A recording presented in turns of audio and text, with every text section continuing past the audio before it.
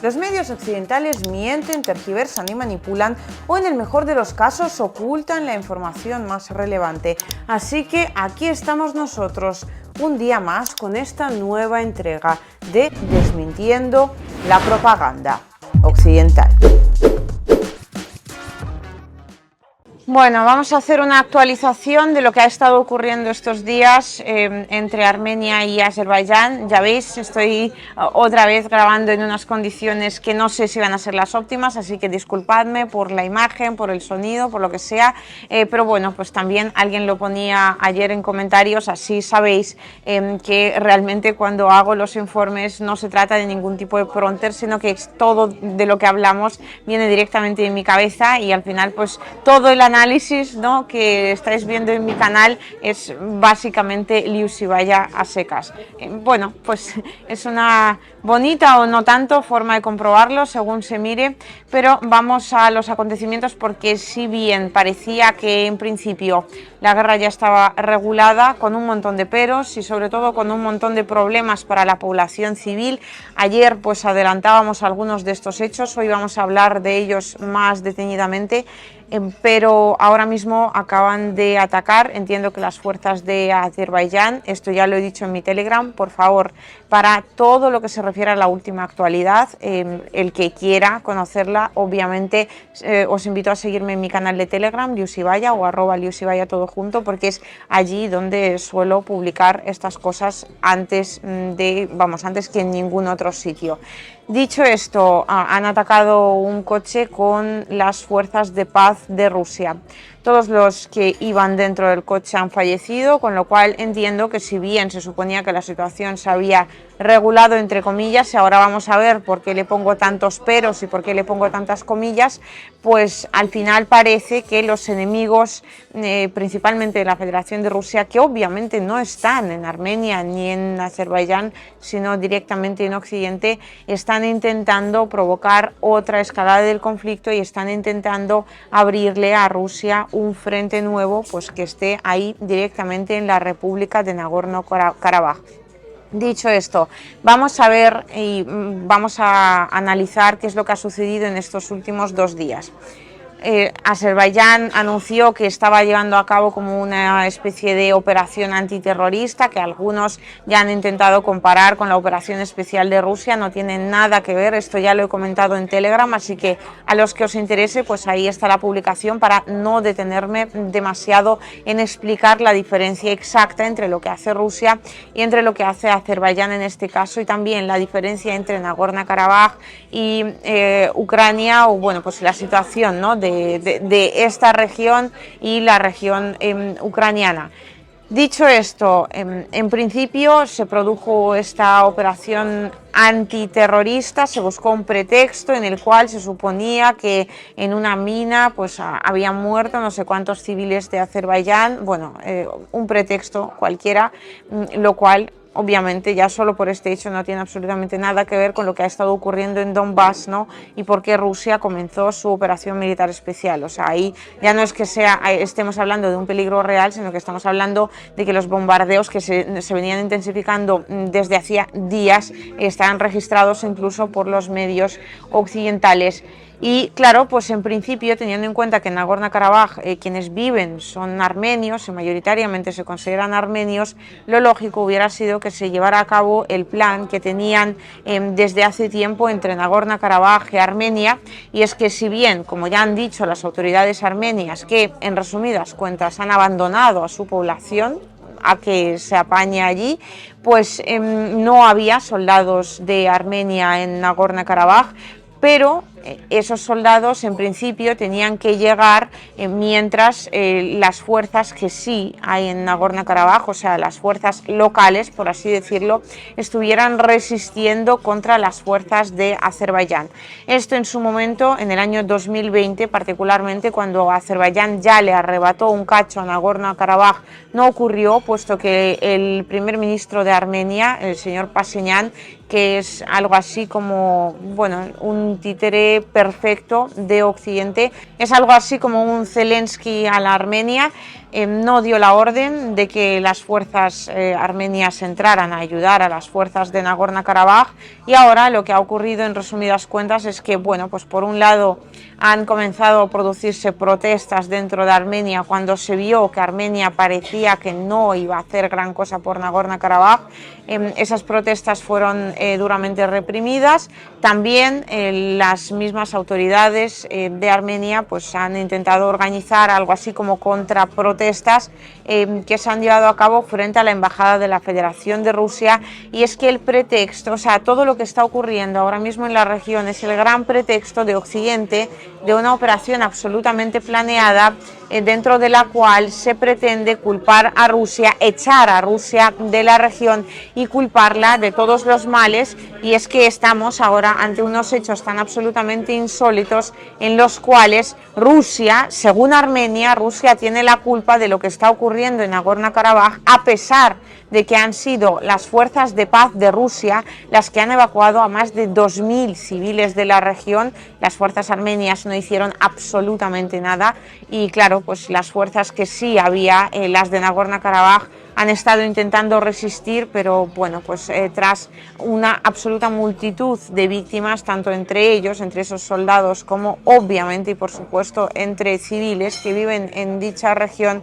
han tenido que desistir porque básicamente ya desde el año 2020 no tienen con qué luchar, no tienen con quiénes luchar. O sea, estaban esperando, ¿no?, que se activara de alguna forma ese acuerdo que tienen con Armenia para que Armenia protegiera a su propia población armenia que vive en su gran mayoría, ¿no?, en esa región de Nagorno-Karabaj, lo cual, o Artsaj, la República de Artsaj, lo cual no se ha producido. Entonces, al final, el conflicto llegó a un término en el cual se produjo en principio un alto el fuego, es decir, la guerra ha terminado, entre comillas, ha terminado y no ha terminado, y ahora vamos a ver exactamente por qué. Y mientras tanto en Armenia, como ya os he adelantado, las autoridades pues han intentado intensificar aún más esas,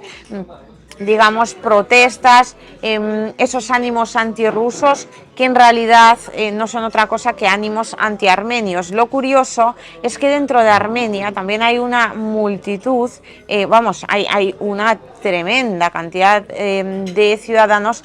que están absolutamente a favor de la Federación de Rusia, están absolutamente en contra de su propio gobierno, pero no están a favor de la Federación de Rusia en el sentido de que quieran que Rusia entre en Armenia, ni muchísimo menos, no, sino que entienden, mejor dicho, la postura rusa de que Rusia tiene allí fuerzas de paz, tampoco es quien para intervenir en un país, en una región donde ni siquiera estamos hablando de que haya población rusa, pero de alguna forma desde Armenia se ha asumido que es Rusia la que tiene que llevar a cabo esa intervención, y es Rusia básicamente la que tiene que proteger a la población civil de Nagorno-Karabaj, lo cual, bueno, yo creo que cualquier persona que tenga un mínimo de dedos de frente entiende perfectamente que es absurdo, que no tiene sentido, que además tampoco se ajusta a la legalidad internacional y ni siquiera se ajusta al más mínimo sentido común. Rusia ha intentado mediar, se supone que se ha llegado a este alto el fuego, pero en realidad este alto el fuego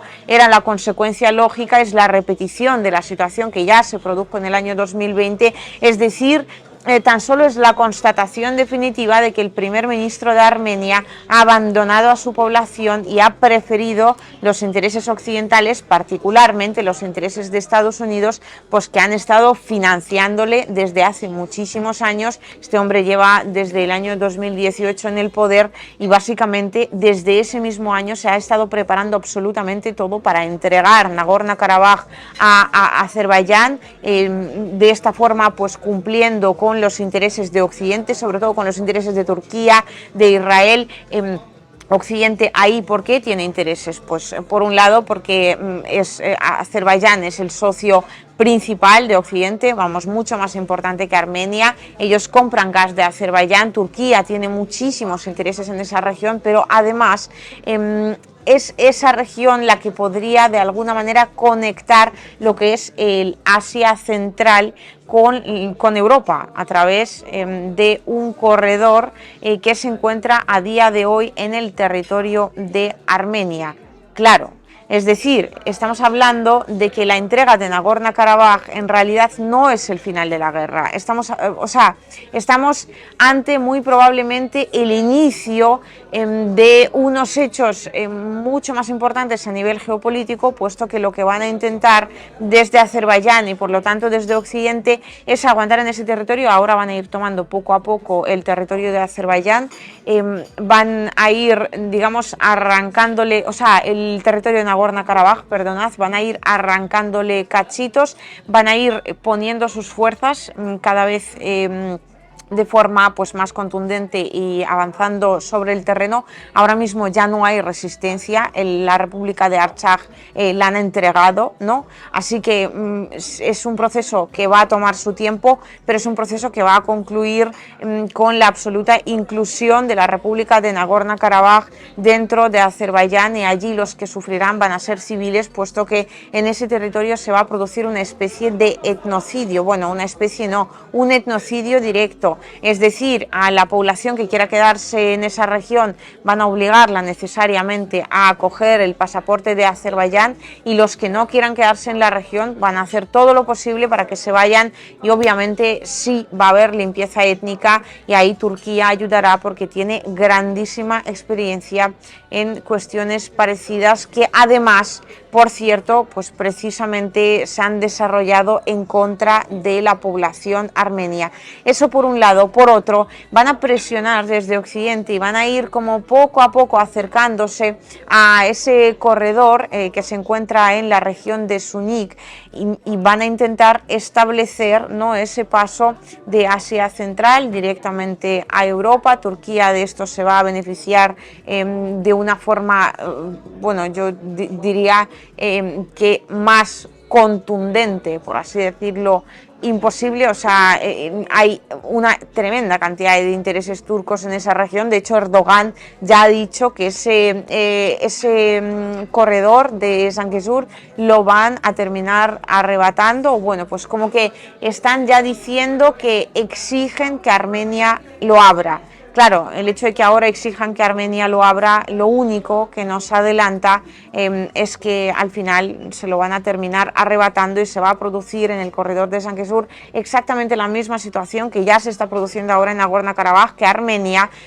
cuyas autoridades están completamente financiadas por Occidente, pues al final van a hacer como que no saben nada, como que no hay soldados, como que no tienen con qué luchar, y así, para evitar la guerra, pues van a traicionar una vez más a su pueblo. Y por último, lo que me queda por decir, yo creo, perdonadme que haya sido todo como tan quizás algo desordenado, pero son un montón de hechos que tengo en mi cabeza, no hay ningún guión, no hay nada, estoy improvisando sobre la marcha y tengo que unirlos de alguna forma. El punto importante, aparte de que de todo esto se va a intentar culpar a Rusia, ya hemos visto que Rusia tiene a día de hoy muchísima presencia en África, y pues de alguna forma se le está devolviendo, ¿no?, esa influencia que sí tiene en África, se le está intentando arrebatar en otras regiones. Estamos hablando del juego geopolítico puro y duro, y esto pues son intereses de distintos países, así que vamos a ver por dónde se terminan desarrollando los acontecimientos. Y claro, si bien ahora mismo las corrientes más fuertes que hay en Armenia, que están por supuesto financiadas por las autoridades de Armenia, van en el sentido de que es Rusia la culpable de esta situación, o sea, es Rusia la culpable de que Armenia no proteja a su propia población, o sea, increíble absolutamente ese discurso. Pero además hay otras corrientes que se supone que se muestran de una forma muy comprensiva hacia Rusia, y consideran que el gobierno armenio ha traicionado a su propio pueblo. Pero no os fiéis, puesto que hay información bastante comprobada de que esas corrientes, las principales, sobre todo la principal, que creo que se denomina algo así como la madre Armenia, en realidad es otra creación occidental, y pues tiene mucho que ver con un señor que es un señor totalmente bajo el control del gobierno británico, que ya se ha visto involucrado en más pequeños golpes de Estado, así como silenciosos, y se está preparando esta corriente básicamente para salir a la calle, para montar altercados al final, y como se considera una corriente prorrusa, pues terminar de alguna manera involucrando a Rusia, sin que Rusia no tenga nada que ver con estos hechos, en una especie de provocación, ¿no?, para que también desde Armenia se pueda culpar a Rusia de que intenta desestabilizar la situación en el país de una forma violenta. Dicho esto, vamos a ver cómo se siguen desarrollando los acontecimientos, seguiremos informando y muchísimas gracias por vuestra paciencia. Perdonad por las condiciones en las que tienen que producirse los últimos informes, pero creo que es mejor eso que no informar.